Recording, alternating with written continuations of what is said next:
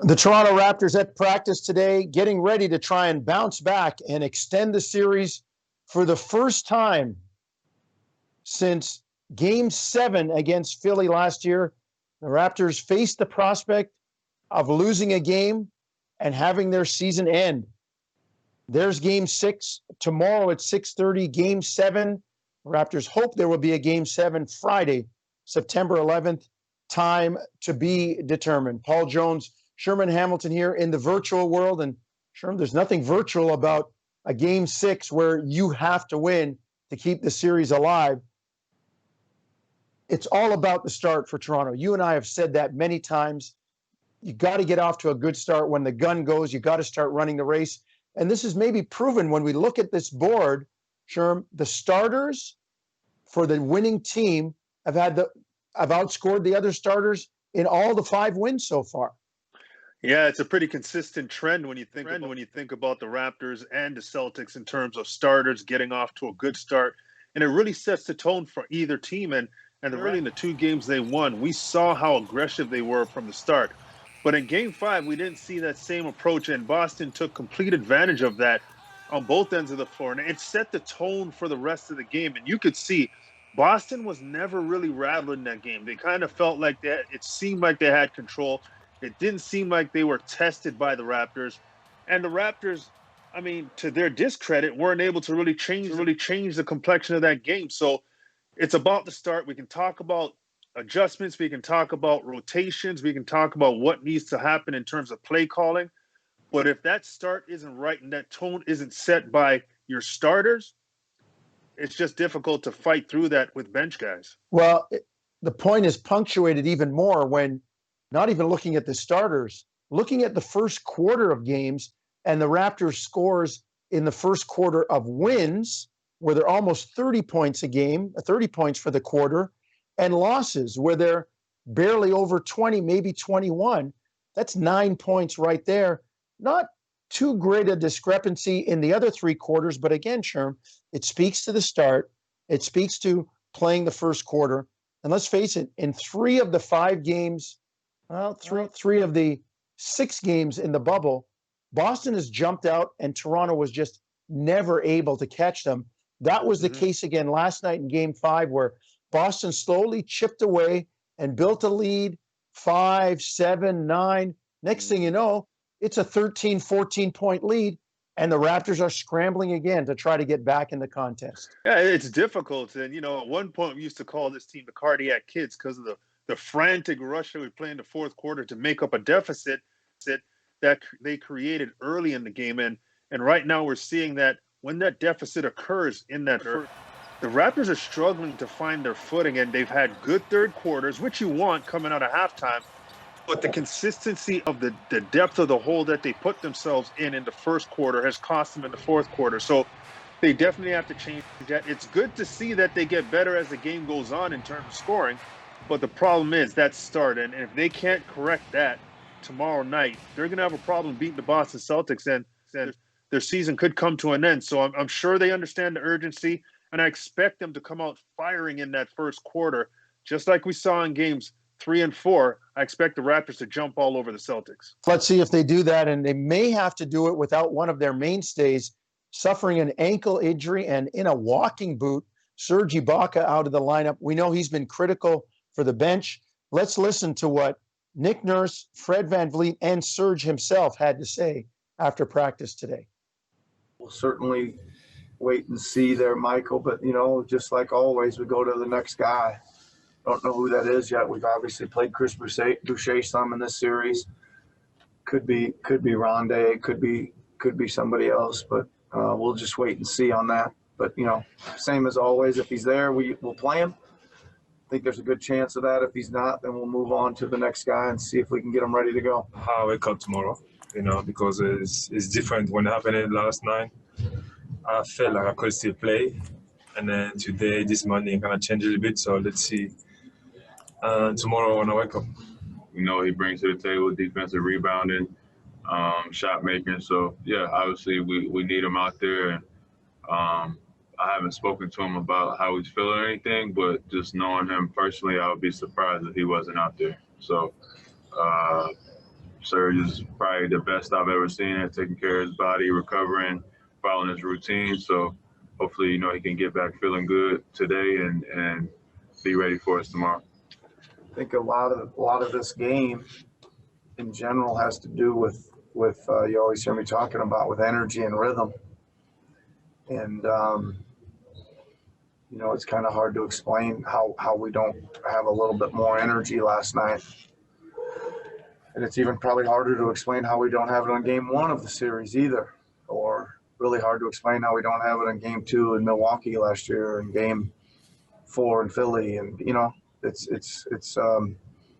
the energy is got to be there. I think when we do bring the energy, we're right there, or super competitive for sure, and look great. If we come with the right mindset and energy and mentality, then it's a good game, right? I mean, we've kind of not shown up for 2 of the games in this series, and the other 3, 2 of them went buzzer each way, really. Last possession each way, and 1 we controlled kind of. So if we bring that desperation mentality, or just what we should be bringing, then it should be a heck of a game, and we'll give ourselves a chance. I don't care how much you cheer and scream and run around and play hard. If you're not making shots, none of that stuff matters. So the shot making kind of builds the energy for you, and we got to continue to step up and be confident and take and make those open looks. So I thought we were a little slow, a little soft early on in that game, and they weren't. And that was kind of the difference, and then it was just hard to get back from there. So I would be surprised if we came out the same way tomorrow. We've been in these situations before. I think we couldn't have played any worse, so it's kind of a good spot to be in. You can only go up from yesterday. And also, people focus on the 6s and the 7s, but a game 3 down 0-2 is elimination game too. 2-1, 3-1, those type of games are just as important. So I like our response. I like our resolve. I believe in this team's heart and character and fight. And so, obviously we're going out there for a win, but I think, laying it all on the line, we'll be able to live with whatever happens. So we just got to get one, and that's our focus. And I think we feel confident that we have a chance. Well, spoken like a champion, Fred VanVleet. All right, we need one. We've been here before. Know how to get one. Let's see if they come out with the right energy. But Sherm, the other thing too is the play of the big men. If Serge Ibaka's not there, you heard Nick Nurse say, we'll just kind of go down the line, go to the next man. Might be Chris Boucher, could be Ronde, whoever he chooses. But they do need production from their big men. They do need production from Serge Ibaka. They do need production from Marc Gasol. Those big guys are critical, outplaying Daniel Tice and Robert Williams, who have done a good job, held their own, and at times have outplayed Toronto's big men. Yeah, the Raptor bigs need to really have one of those games in game 6. I mean, let's face it, Marc Gasol has struggled making shots consistently, but he's got to find a way to make some shots. He's got to find a way to make some buckets. And defensively, he had a better game in terms of being in position in the 2 games they won, but he hasn't had the impact that we're used to seeing him have on the defensive end. So Mark definitely has to step up. I think Serge has been doing a very good job coming off the bench. And I know there's a lot of debate about Serge starting instead of Mark. I get it, but at the end of the day, you just need Marc Gasol to play better. He has to perform, and he has to make plays, especially if Serge isn't there or Serge isn't 100%. They're going to need a big performance from Marc Gasol. And then, as you said, you go down the line. We saw a bit of Chris Boucher in the last game, getting his feet wet. So hopefully the next time he hits the floor, he'll have a better understanding of what needs to be done. But I just think that Marc Gasol has to play better, that he's a vital part of their success on both sides of the basketball. So he needs to start making plays in terms of putting the ball in the basket and being more of an impact on the defensive side. There was more chatter at practice about the plight of the big people. Let's hear what they had to say. Don't need a ton. It's not like we need 25 from them, but we need them to chip in with some, just because there's opportunities there for them.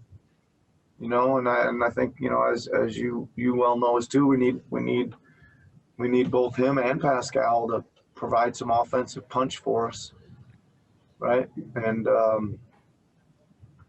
that's when we're at our best. I played with a lot of stars before, and I saw them struggle on playoff too. So the thing happened. Well, now is the time we need, just to motivate Pascal, and we need to show him like we trust in him, we believe in him. It's for a reason he's here, for a reason he's our best player, and he had to come back and play better next game. I think we just got to make a more concerted effort to find them and get them in better spots. But at the same time, I don't think we went out of our way to not look for them. I thought that every look we had for the most part was pretty good, besides one or two. And I liked our chances. We just didn't play with enough force and conviction to finish at the rim and things like that. So our execution's got to be better for sure. And if we need to get him going earlier in the game, then so be it. But again, coming off of games 3 and 4 where Kyle had big first quarters, I think that was kind of the flow of the game, and it didn't happen yesterday. So it kind of changed the rhythm of how we were going to attack.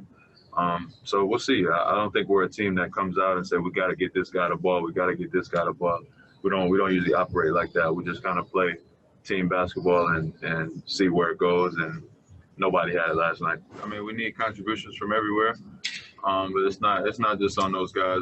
There's looks all over the court, and we're just not converting. So, we need our bigs to play well. We need everybody to play well, and we got to do a better job of putting them in good spots and getting them good looks, and stay confident and keep supporting them. So, as long as they keep shooting them, that's all I care about. I don't never want to see a guy stop shooting. So, I thought Mark had some good looks early that he wasn't able to convert. We all had good looks that we didn't convert, and kind of builds up from there. So, like I said, coming out game 6, you gotta see where we can be better. Look at the film. We looked at it a little bit today. Watch some more as the day goes by, and try to be better tomorrow. Well, they need to be better tomorrow, Sherman. So does this guy, Pascal Siakam. Look at the gradient, the difference between wins and losses in the scoring and the rebounding in particular.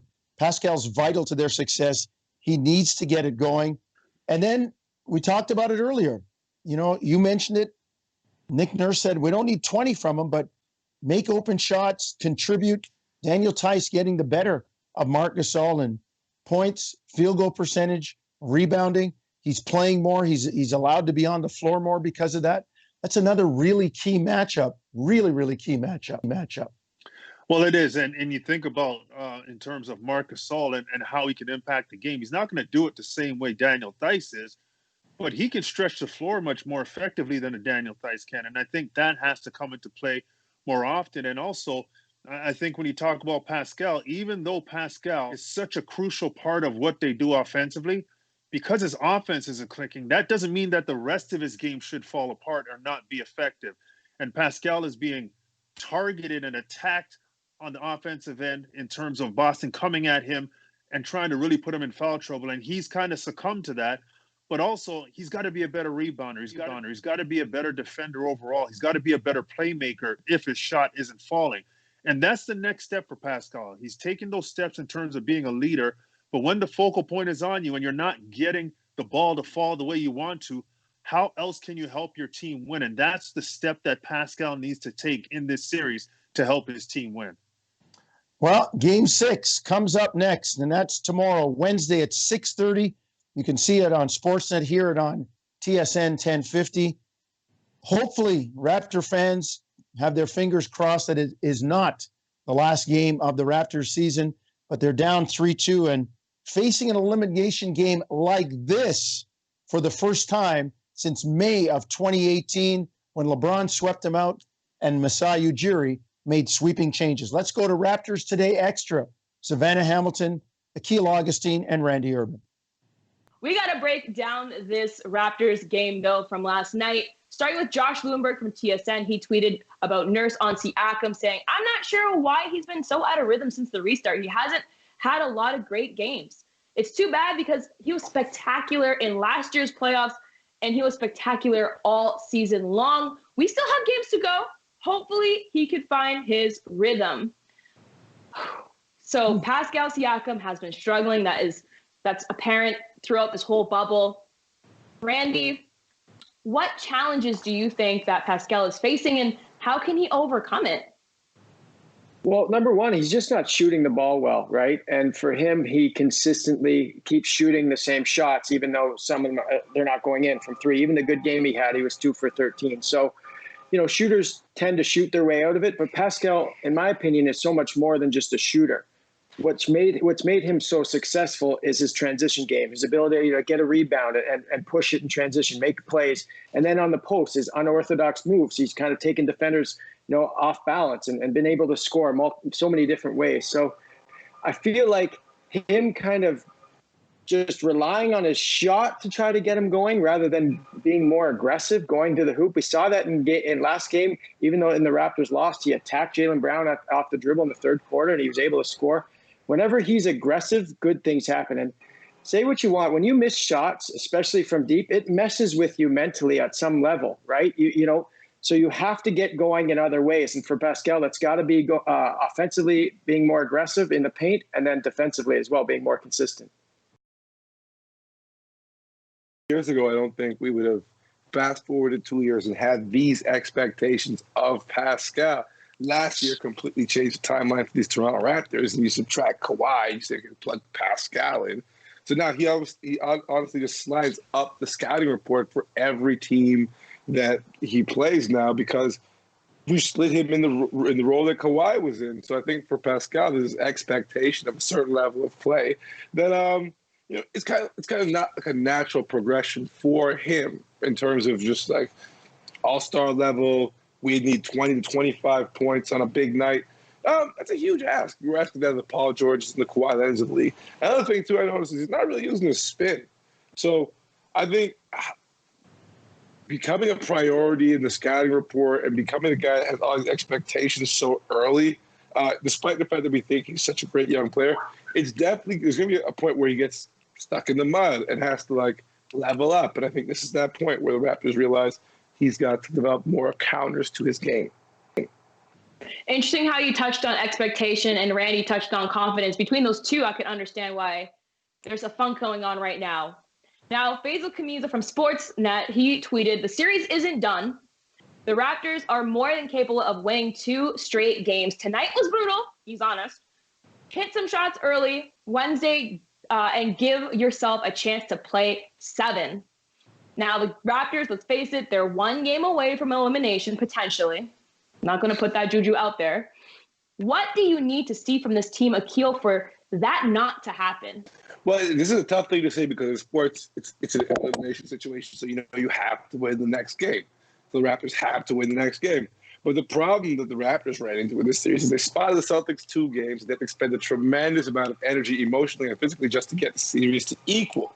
And then, how many times did each one of us say the word fatigue last night in response to that game? So what you have to do is you have to win Game 6, obviously. But you also have to win Game 6 in a manner that allows you to get a rhythm or maybe not overplay the guys that you need to play Game 7. So, it's a tough one for the Raptors, but let's not count this group out because we've seen weirder things happen with them.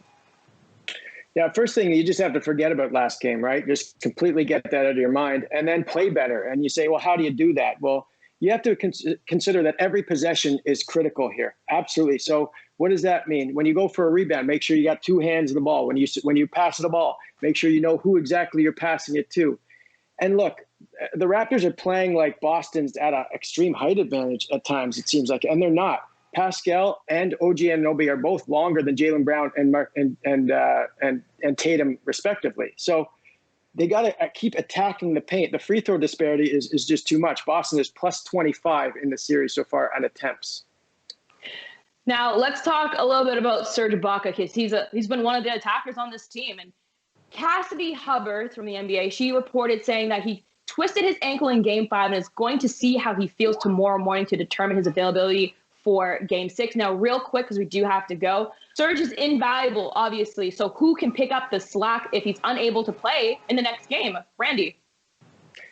Well, Mark's got to be better. I think at all aspects, Mark's got to be better. And if they decide to go small, I like Terrence Davis sliding in there and getting some minutes and running Pascal at the 5. Serge got to play. This could potentially be the last game of the season. I don't know what the physical situation is, but, as an NBA player, you have to put that pressure on yourself. You've been the best big on the floor the entire series. We need you. I'm going to put some positive energy out there. we got the next game. We're good. We're gonna get it. We as long as we can rely on Marc Gasol, like you said, we should have a different result. We'll see how it goes. Back to you, Jonesy. All right, Savanna. Sherm, every team has their big three, so to speak. And last year when Boston got Kyrie Irving, they thought he would be a great cornerstone to be with Tatum and Brown. Didn't work out. They go out and get Kemba Walker this year. Kemba has complemented them very, very well. That's a pretty formidable big three. Jason Tatum's a guy that can make his own shot. He's long, he's athletic. Jaylen Brown got going early. He's a good defender. And then Kemba Walker, people forget how competitive he is, and they forget what a skilled player he is in terms of breakdown and being able to get his own shot. That's a tough big three to contain. Yeah, and how good of a shooter he is in terms of off the dribble and playing that screen and roll or dribble handoff game. He's just a tough matchup with his quicks. And the Raptors have really been laying off of him with their bigs. And he's gone downhill and attacked their feet and just caused all kinds of issues. But Jason Tatum, we know this guy's ascending to a superstar status in this league at some point. Jaylen Brown, he's a guy who's going to be a very good player in this league. He's athletic, he's strong, he's a physical player, and mentally he's tough. He comes at you. So a lot of good qualities in the backcourt for the Boston Celtics. A very rangy skill set, too, with all three of these guys. And either one of them can take a game over. And that for the Boston Celtics is good news. For the Raptors, not so much. All right, Sherm, let's talk about Raptor contributions from guys not named Lowry, Van Vliet, or Siakam. We've already talked about Marc Gasol, how he's got to step his game up. He's got to come to the party. But then you look down at some other guys, too. Serge has done pretty fair job off the bench. Norman Powell is a guy that is quite capable. And then I saw little bits of Matt Thomas, Terrence Davis sprinkled in there, what people saw as garbage time in Game 5. They're guys that could bring something to the table as well. Yeah, and I think out of those guys that you named, Norms is a guy that you expect to really take that step and help this team. But, there's a name that should have been in this series from the jump, and I think it's Rondé Hollis-Jefferson. I think he needs to get some minutes. He's got the length. He's got the defensive ability. He doesn't need plays called for him. He'll score off of movement, and I think he's a guy that can add a little bit of value to this team and not take away from guys on the floor. So I think he's another name that needs to go in the mix, but Matt Thomas got some good minutes. Terrence Davis got some feel. We saw Chris Boucher get some feel as well yesterday. So all those guys got a little bit out of the game, and hopefully they can take it moving forward if their name is called again tomorrow and see if they can figure it out. Well, they better figure it out, or else the season will be over. Game 6, 6:30 tomorrow. For Jake, Patrick, Savanna, Randy, and Akil, I'm Paul Jones for Sherman Hamilton saying thank you for watching us here on the virtual edition of Raptors Today.